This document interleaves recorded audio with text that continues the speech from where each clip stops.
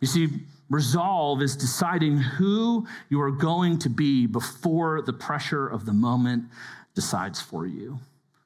Resolve is about saying that no matter what the future holds, I know the way that I'm going to choose, that no matter what options come in the future, no matter what the circumstances dictate, that I'm going to make a choice to go one way or the other. And for Daniel, that was to submit the totality of his life under the mighty hand of God.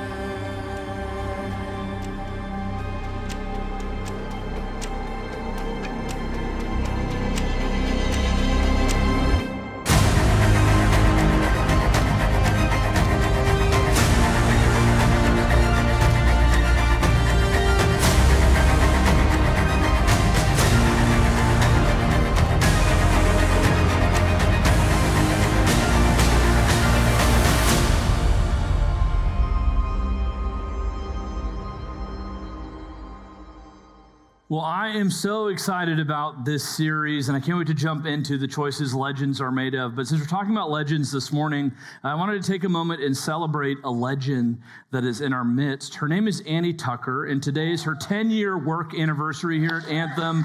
Do you guys join me in just celebrating her really quick?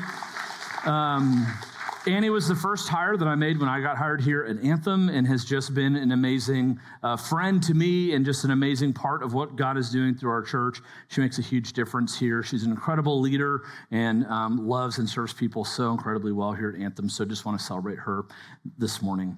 Today, we're kicking off a 4-part series called The Choices Legends Are Made Of. And this series, spoiler alert, is about legends and choices. And so we're pretty much done. It was great seeing you guys. Hope you enjoy Sunny's. But this series, like Daniel said, like Annie said, is all about Daniel. And maybe you don't know much about Daniel, and maybe when you think of legends or legendary people, there's some people that come to mind. For me, there's some people that like quickly, when I think of legendary people or legends like in our culture today, there's some people that come to mind. One of them is the GOAT, Tom Brady, the greatest football player and quarterback of all time.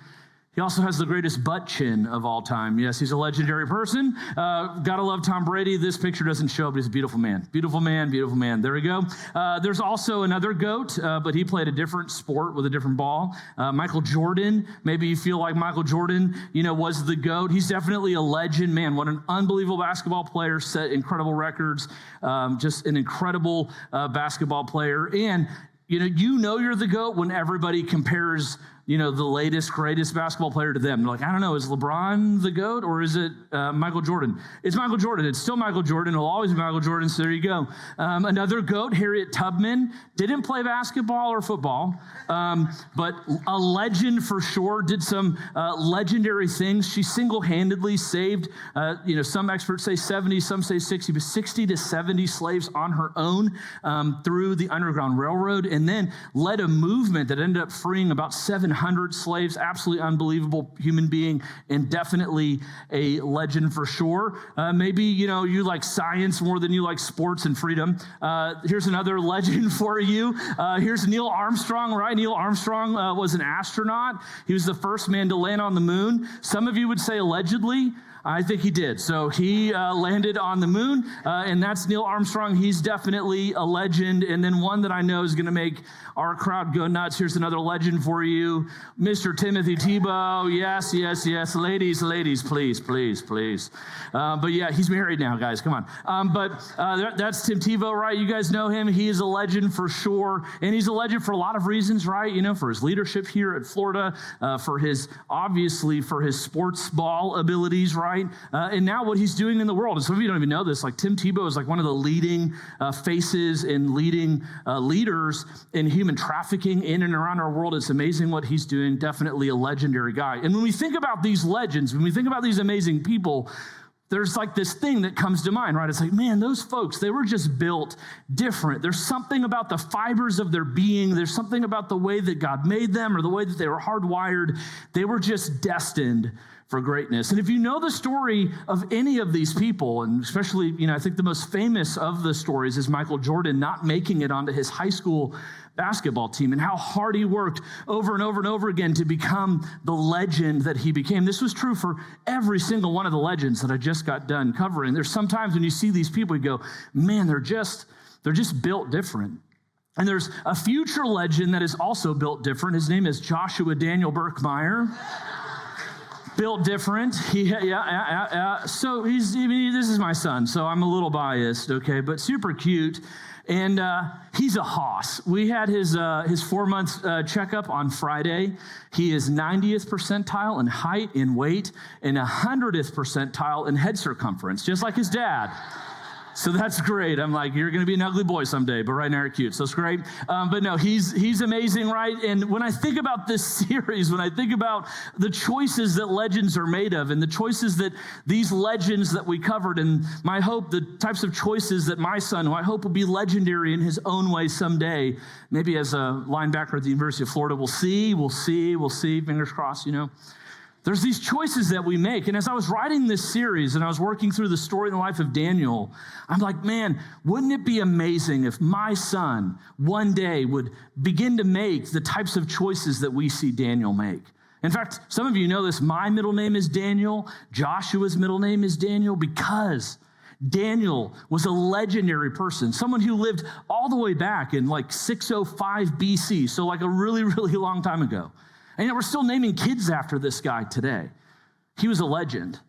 And maybe he was built different, but I would say that in all of the legends that we covered, that maybe there was something uniquely special about them, sure. Michael Jordan was obviously built different, unbelievable physique, tall, lanky guy who's built for basketball, right? But pretty much everybody else we covered, they're just normal people that made very specific choices. And so my kind of position for this series is that when it comes to legends, that legends aren't born, legends are made.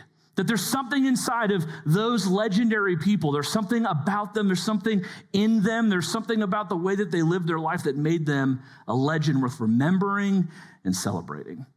So the question really is like, what is that, number one? And then an even more important question maybe for me and for you is, do we possess the stuff that legends are made of? That's where we're headed for this series. Today, we're going to start at the very beginning of the story of Daniel in Daniel chapter 1. So if you brought your Bibles with you and you want to follow along or you have it on your app, you can do that as well. But for the entirety of our time today, we are going to cover the entire chapter of Daniel chapter 1. Now, to set the stage as you get there, the beginning of this chapter, like I said, this is around 605 BC, right? At this point in time, Daniel is living in an area that they called Judah. At that time, the Israelites were kind of spread out between two different locations. The Israelites, some of them were in an area that they would have called Israel, and then on the southern part of that, they split it in half, was the area of Judah. And during that time, the leading military force, the leading military power was the Babylonian Empire. The Babylonian Empire would be modern-day Iraq today. In fact, if you go to Iraq, there's still ruins of the Babylonian Empire there. If you remember from our previous series that we did a few weeks ago, we talked about ziggurats. There's, ruins of ziggurats that were there. Some people actually believe that the story of Cain and Abel, that tower that they were building it in Babylon, and that the ziggurat that's there, that may have very well been the tower that they were building during that time. So all that to say, sorry, not the story of Cain and Abel, the story of the Tower of Babel. There you go. That ziggurat, that the ruins that are there, that may very well have been the ziggurat that they were trying to build to reach the heavens, So this is like a very historic place, and during this time, everybody's warring with each other because that's what everybody did back then. They were just all fighting. There's all this infighting. And the leader of the Babylonian Empire during that time was a guy named King Nebuchadnezzar. And so in Daniel chapter 1, verse 3, which is where we're going to start our time together, this is what we learn about King Nebuchadnezzar and his helper, whose name was Ashpenaz. Then the king ordered Ashpenaz, chief of his court officials, to bring into the king's service some of the Israelites from the royal family and the nobility. So this is, during this time where all this warring is happening, and Judah gets conquered, and Israel gets the area where they were called Israel was conquered. Everybody's just getting wiped off the map. And King Nebuchadnezzar has ordered Ashpenaz that as they go through these areas to snag up kind of the best and the brightest young men. We go on in verse 4, young men without any physical defect, handsome, showing aptitude of every kind for every kind of learning, well-informed, quick to understand, and qualified to serve in the king's palace. He was to teach them the language and the literature of the Babylonians. Verse 5. The king assigned them a daily amount of food and wine from the king's table. It goes on in verse 5. They were to be trained for 3 years, and after that, they were to enter the king's service. Last verse, and then we'll talk about it. Verse 6, among those who were chosen were some from Judah, again, where Daniel was from, Daniel, Hananiah, Mishael, and Azariah. These are the kind of the 4 people we're going to focus on throughout this series. Daniel's close friends, Hananiah, Mishael, and Azariah. They were a part of this larger group of young men that were collected by King Nebuchadnezzar and Azarath. And the goal for this was not just to go into these areas and just wipe them off the map. The hope for King Nebuchadnezzar was that if he kidnapped basically enough of these young teenage boys and indoctrinated them into the Babylonian way of thinking and believing and living, that at one point that not only would they serve in the king's palace, but that someday, because of how they were indoctrinated and frankly how well they were treated, that they would go back into their areas where they grew up and where they lived, and that they would be leaders in that area. The goal was that hopefully someday Daniel and Hananiah and Mishael and Azariah, that they would go back to the area of Judah and that they would lead that area to become Babylonian, not just from a governmental perspective, but from the perspective of what they believed and how they lived. And on top of this, during this time, right, so there's these things that Nebuchadnezzar lays out, for Azarath to do. But there's one really important moment in all of this, and it's where Daniel and his friends, they get renamed. And it's not just their friends, it's everybody, all these young men that were kidnapped, and they get new names, right? So we see this in verse 7, that the chief official gave them new names. To Daniel, the name Belteshazzar, to Hananiah, Shadrach, to Mishael, Meshach, and to Azariah, Abednego. And from the outside looking in, we go, this isn't that big of a deal, right? They just got new names. You're like, I have a dog. Actually, my wife and I have a dog named Cody. When we adopted him, because apparently that's what you do, we bought him. I don't know why they call it adopting. It's weird. He was Kevin, and he didn't look like a Kevin, my wife said. She's like, he doesn't look like a Kevin, does he? And I was like, absolutely not. He looks like he's Cody now. So there you go. Super confusing, I'm sure, for him to go from Kevin to Cody. But nonetheless, that's what happened to Cody. And in the same way, Daniel and Hananiah and Mishael and Azariah, they went through this as well. But here's what's a big deal, right, is that especially during those times, and it's true now as well, but definitely during those times, names had meaning. They meant something. And for Daniel and Hananiah and Mishael and Azariah, all of their names were connected to who they served and who they followed, that it was all about Yahweh, which was the Hebrew word for God. Everything about who they were and their names was connected in some way to their belief system, to the families that they were born into, and that ultimately, that their ultimate allegiance was to God. And so when the Babylonians get a hold of these men, they change their names. And just to kind of show you what a big deal this was, Daniel's name, Daniel means God is my refuge, or God is my judge. And his name was changed to Belteshazzar, which means protector of the king's life, referencing not the king Nebuchadnezzar, but referencing the main god in their hierarchy, whose name was Marduk.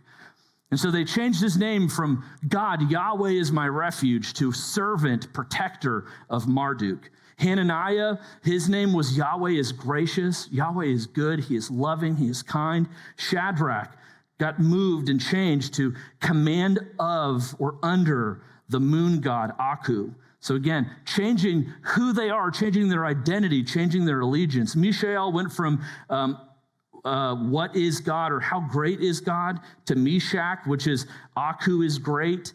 Azariah, Yahweh has helped, Yahweh is my helper. To Abednego, servant of Nebu or Nabu, All to say that in this moment, renaming of these men signified ownership. It signified who they sat under, who their ultimate authority was, and it was really killing off these young men's identity in their culture and their belief system.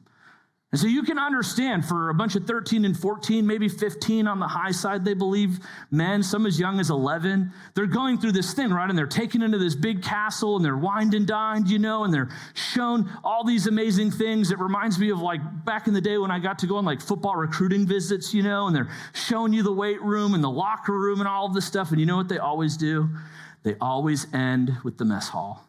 They always say about the food plan last, man. All the offensive linemen are so excited, They're just like, when do we eat again, They're ready to go. So they roll out this meal plan, So they rename the guys and they show them, hey, while you are here, we're going to provide food and wine for you, stuff that you have never seen before. You're going to eat at the king's table. They were really trying to convince them to commit, It's like when you go to a college and they're like, choose us, Nebuchadnezzar was doing the exact same thing. And in the following verse that we're about to look at in just a moment, in Daniel 1:8, we see this very short verse that actually has a gigantic impact on the rest of this story and on Daniel's life and on all of human history. That in the midst of all of this stuff and in the midst of, their identities being crushed and their families being, in some cases, wiped off the face of the earth and all these trials and all of this kind of MTV Cribs style indoctrination. Look at how great it is. Daniel in this moment has a choice to make. Is he going to take on this new identity? Is he going to go the way of King Nebuchadnezzar? Is he going to submit his ultimate authority to Marduk and to Nebuchadnezzar? Or is he going to submit himself to God? And in this amazing verse, in verse 8, we find that Daniel resolved these three words. Daniel resolved. Daniel had made up his mind. In the Hebrew text, this word resolved is really two different words that they put together. But very simply, it just means this, that when Daniel resolved, when he made up his mind, that he had set his heart, that he had pre-decided an outcome, that when it came to situations and future choices and future moments of his life, he's like, you know what? I don't know what the future holds, but I know who holds my future, and it is Yahweh. In every decision that I'm going to make, I'm going to predetermine to do it his way. Daniel's resolve was all about him deciding ahead of time. We don't know when Daniel made up his mind that he was going to do God, that he was going to go God's way no matter what. Maybe it was when he was a really little boy. I don't know when it was, but what we do know is that Daniel resolved not to defile himself, not to go against what God had said. This word defile that we find in the book of Daniel is really about making what is sacred common. That what God said was important, what God said was valuable, to minimize it, to make it less than, to take on some new identity. He said, I'm not going to do that. Daniel resolved not to defile himself with the royal food and wine. And I don't know about you and me, I don't know about you, but for me, when I read this, I'm like, that was the thing that you hung your hat on? Why food and wine? Why did you balk at the meal plan? They changed your name, they killed your whole family, they did all of these things. What is it about the food and the wine that was a big deal to you? And what you have to understand about ancient Near Eastern cultures is to sit at a table with someone, to sit with them, it meant that you gave them value. And to sit at the king's table, it meant that you were submitting to his authority, and it was a big deal. It's why, by the way, when Jesus went and he sat at the dinner table of a tax collector or a Roman guard, when he entered their home and sat with them or sat with Zacchaeus, that he was sitting there and saying, hey, I want you to know that I love you, that I care about you, and that you have value. It was an ancient cultural tradition. And so for Daniel to sit at the king's table and to eat the king's food and to drink the king's wine, it was a big deal. And so Daniel, in his best way that he could, as probably a 14 or 15-year-old boy, says, you know what? I made up my mind that God is going to be my ultimate authority. So I'm not going to sit at your table. Many scholars also believe that the food was most likely food that was partially sacrificed to Marduk, and so it wasn't kosher, which, obviously you understand kosher food, so it wasn't something that had been blessed by a priest. Everything about eating with the king went against what Daniel stood for. And because Daniel had pre-decided not to lower himself below the standards that he'd set for himself, he said, you know what? I appreciate the invitation, but no can do. Daniel pre-decided not to lower himself beneath a certain standard that he set for himself. And all of us do this in some way, shape, or form. I don't know what your upbringing looks like. I don't know what your value system looks like. I don't know what your faith background and tradition looks like, but all of us at some level, whether you're aware of it or not, you have a predetermined, preset kind of ethos for your life. You have this thing inside of you. You're like, yeah, this is kind of the way that I'm going to go about this. This is the hope and the dream for my life. But for Daniel, it was so serious. It was serious enough that he was willing to say, I'm not even going to sit and eat this food and wine, even if it means that I'll be put to death. You see, Daniel's conscience in that moment was like speaking to him. In the Old Testament, they talk about the voice of God like in our ears and in our heart and in our mind as the cool, calm voice of the wind. Today, we might call it, if you're a follower of Jesus, you may call it, the Holy Spirit. You may call it your conscience. If you're not a follower of Jesus, say, it's just my conscience. It's this thing inside of me that tells me what's right and what's wrong and how I treat people. Either way, no matter where you're at, we can at least agree with this word that Daniel's conscience said, hey, Daniel, in this moment, it's not going to make sense, and your friends are going to be like, please don't do this, Daniel goes, I'm not going to go this way. I'm not going to eat this food. I'm not going to sit at this table. You can change my name. You can kill my family. You can do all these things. But when it comes to what I have pre-decided and who my allegiance is to, my course is set. In Mere Christianity, C.S. Lewis talks about our conscience this way. I love it. He says that it's the bridge that links the creature to the creator. That thing inside of us that gives us the compass for our lives, this thing that kind of pulls at you when you know you're about to do something you ought not to do. It's that little voice inside of your head and your heart that just goes, maybe this isn't the right choice for my life. And you and I have a choice to either listen to it or ignore it, to bend our will and our ways to maybe the things that we want to do that we know we ought not to do. It's the link from God the Creator to his creation. It's his way of speaking to us in those moments. And in that moment, he was doing it for Daniel as well. Daniel understood what a great pastor, one of kind of my heroes that's a pastor, he's up in New York, his name's John Tyson. He says this, and I think Daniel understood this, that the standard that you set for your life, the standard that you set, the things that you resolve, the decisions that you predetermine, that they set the course of your life, that the standard you set gives you the life you get. That the standard you set gives you the life you get. If that's not something to print and put over the dinner table in your home and point your kids to every single night, I don't know what it is. Daniel understood that if he began to compromise in one area, that he was going to compromise in another. Another way of saying this is that the standards that you and I resolve to live by determine the life you live. You want to talk about the outcomes of your life? One of the things that is primarily connected to the end destination of your life and mine are the choices that we make.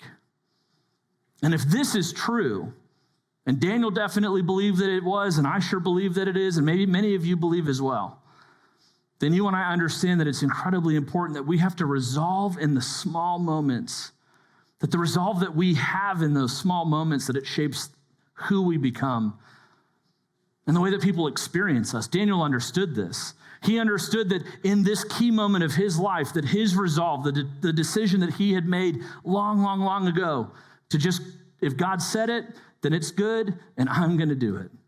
Even when it didn't make sense, and even when it was going to cost him. You see, resolve in the small moments shapes who we are becoming. Because your choices and my choices, they have consequences for good and for bad. You see, resolve is deciding who you are going to be before the pressure of the moment decides for you. Resolve is about saying that no matter what the future holds, I know the way that I'm going to choose, that no matter what options come in the future, no matter what the circumstances dictate, that I'm going to make a choice to go one way or the other. And for Daniel, that was to submit the totality of his life under the mighty hand of God. The caring, loving hand of God that he'd experienced and he'd heard his grandparents talk about, and his parents talk about. And he said, you know what? The circumstances of my life right now probably dictate that I'm going to be beheaded and they're just going to get rid of me and the king's going to have enough. But Daniel resolved. And in verse 8, we see that he asked the chief official for permission not to defile himself in this way. Can you imagine this moment for a 14-year-old kid where you've watched all these people be murdered and you're just like, I'm probably next. But I made up my mind to do it differently. I'm just going to obey God. Charles Stanley, who's a very famous pastor that passed away a few years ago, is actually the dad to Andy Stanley, who you guys heard last week. One of my favorite quotes ever, he actually said, and he shared, and this is what he said. He said, obey God and leave the consequences up to him. And that's what Daniel did in this moment. When he went before King Nebuchadnezzar, he said, hey, listen, I'm not going to do it this way, and I really want to make a different choice. He made the decision not to allow fear to determine the outcome of his life. And when you and I do this, when you've already decided what you're going to do, when you've already decided who you are, you won't let fear decide for you. When you and I resolve to choose differently, to live differently, we make different choices. And no matter the pressure of the moment, we always stay the course. And so Daniel goes to the chief and he says, hey man, I'm out. And is there any way that you can accommodate me in this way? And in the very next verse, in verse 9, it starts this way. Now God. So after Daniel takes this faithful step and says, I'm not going to do this. I'm not going to go about it this way. I've resolved to live differently. The very next verse says, now God, and it goes on. Now God had caused the official to show favor and compassion on Daniel, which you can bet Daniel was like, isn't it true that sometimes we know that God's with us, but we don't really see it until we take the step to get to the other side of the thing he wants to take us to? This is true for Daniel. Daniel watched a miracle happen right there in the moment where this chief official goes and sides with Daniel. Daniel asks him, he's like, hey, is there any way that I could, go about this a different way? And he has compassion on Daniel. In verse 10, we see this. It says, the chief responds this way, why should he see you looking worse than the other young men your age? In other words, I know that if you don't eat what we eat, you're going to stand out and you're going to look different. In fact, it's very possible that you're going to fail at the very thing that I've been tasked with. He said, why would I do this? The king would then absolutely have my head because of you. This wasn't a figure of speech for him. Ashpenaz knew that if this didn't go well, if he sided with Daniel, that Nebuchadnezzar would absolutely have him beheaded. And Daniel pleads with him again. He says, hey, listen, please test your servants in verse 12. Please test your servants for 10 days. Give us nothing but vegetables to eat and water to drink. I don't know if we have any power lifters in the room, but you know that if you're trying to compete for a strongman competition, that ain't it. But Daniel goes, we're just going to go this way. I'm not going to eat the meat and the food and the wine. I'm not going to do it your way. I'm going to do it a different way. And it's not going to make sense. In fact, I'm going to be set up to fail. In verse 13, Daniel says, then at the end of these 10 days, compare our appearance with that of the young men who eat the royal food and treat your servants, treat the four of us, which, funny enough, I don't really know if Shadrach, Meshach, and Abednego, I don't know if those guys knew what was going on at that moment, if Daniel was just speaking for them, and he walks back in the room, he's like, so I did a thing, and they're like, Daniel, I don't know if they were there or not for this, right? But he says, hey, put us to the test. Compare our appearance with that of the young men who eat the royal food and treat your servants in accordance with what you see. And Ashpenaz agrees. And for 10 days, they separate themselves from the rest of these young men from Judah and all these other areas where they're, just sitting around and eating all day and eating meat and food and just getting probably big and strong, frankly. And God, because that's who God is and what he does, he takes care of Daniel. And in verse 15, we find the outcome of this amazing experiment that Daniel and Ashpenaz agreed to. At the end of the 10 days, those men, Daniel and his friends, they looked healthier and better nourished than any of the young men who ate the royal food. And in verse 19, when the king came to them and talked to them, he found none were equal to Daniel, Hananiah, Mishael, and Azariah. So they entered the king's service. So after this experiment, King Nebuchadnezzar goes, I want to see this for myself. Let me put them to the test. There's no way that they didn't do it my way and that they turned out better for it.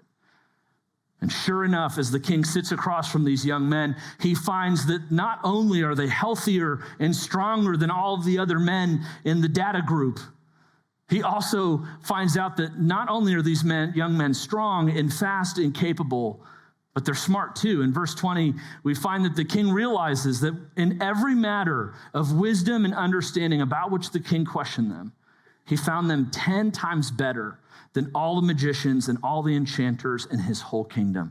So all of the people that, King Nebuchadnezzar would be like, that's a smart guy, that's a smart guy. This guy knows math, he can figure things out. They knocked it out of the park there too. And in verse 21, we see that because of this moment, that Daniel and all of his friends were basically chosen by the king to become some of his closest confidants. And Daniel and the rest of the crew remained there until the first year of King Cyrus. So again, King Nebuchadnezzar was the king, and then 60 years went by.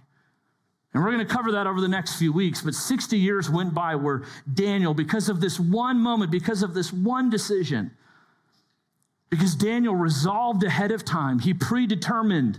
He said, I don't know what the future holds, but I know who holds my future. And we would say today, if you're a follower of Jesus, that any man that can predict his death, burial, and resurrection, I'm just going to go with whatever he says.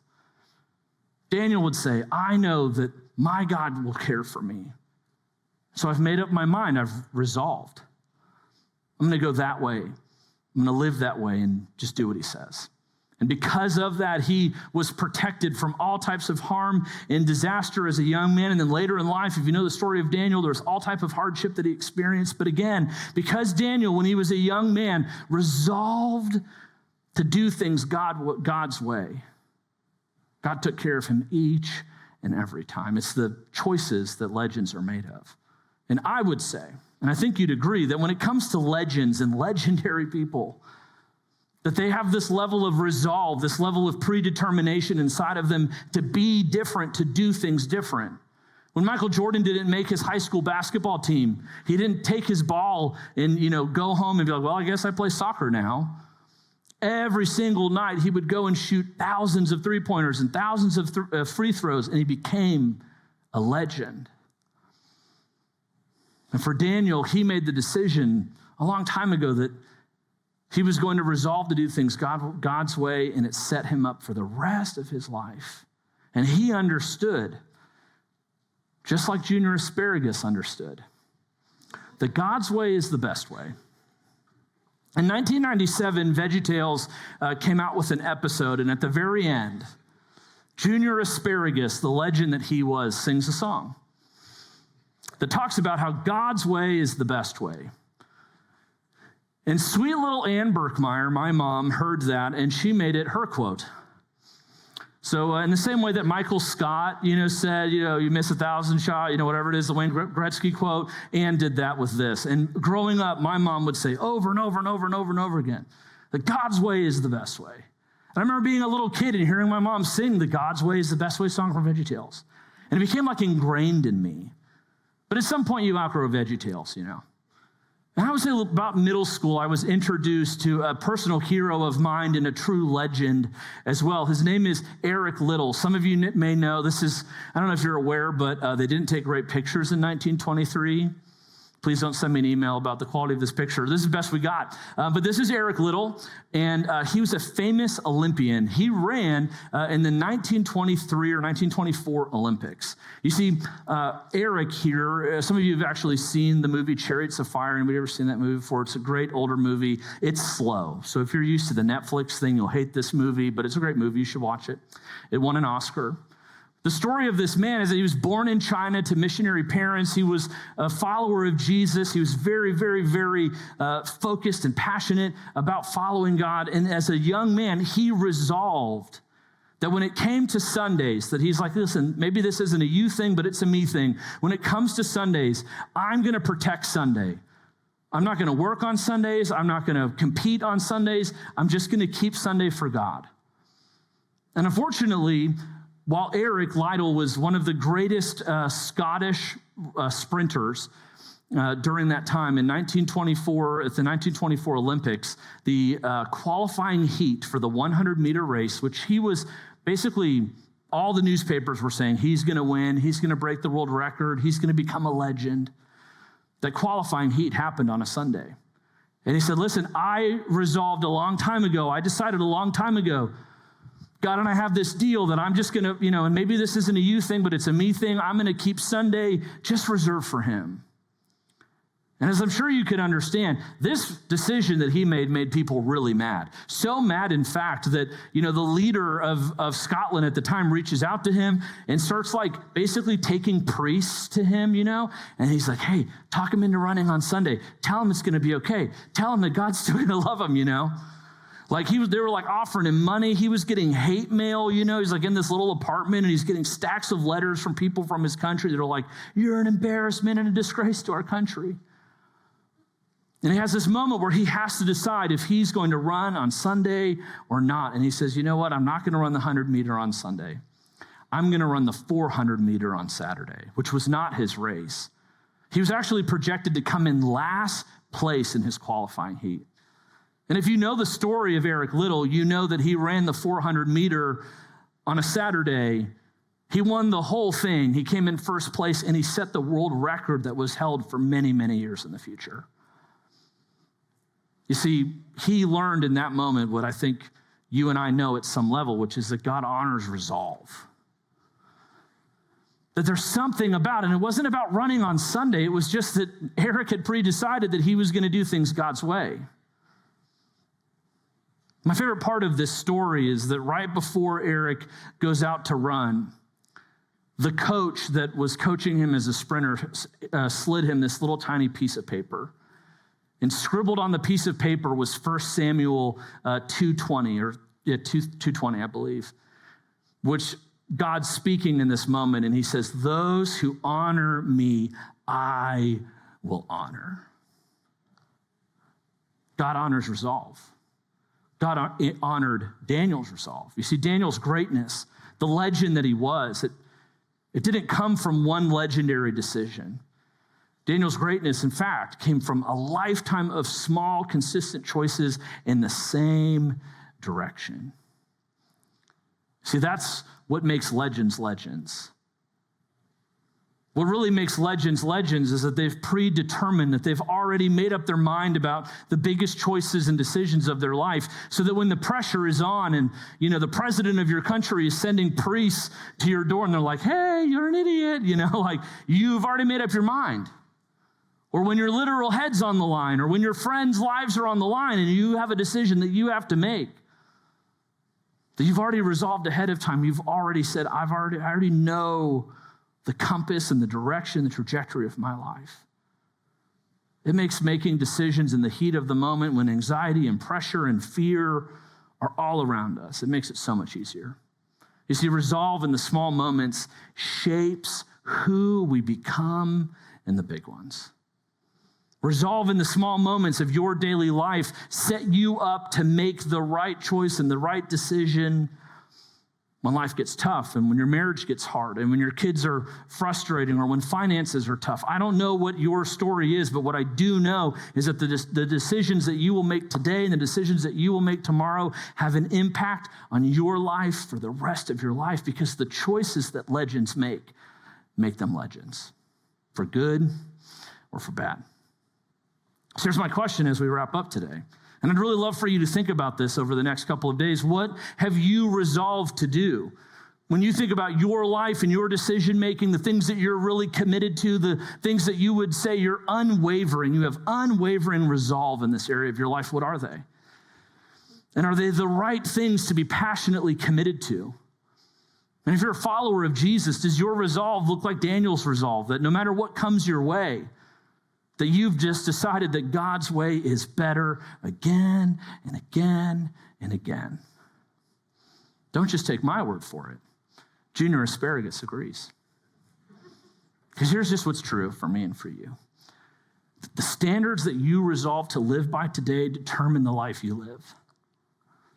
The standards that I hold myself to and the standards that I resolve to live by today have an impact on Joshua Daniel Birkmire and who he's becoming and who you're becoming, who my wife is becoming. All of us need to understand That if we want to live a life that is the life that legends are made of, then you and I have to resolve today, I believe, to do it his way instead of yours.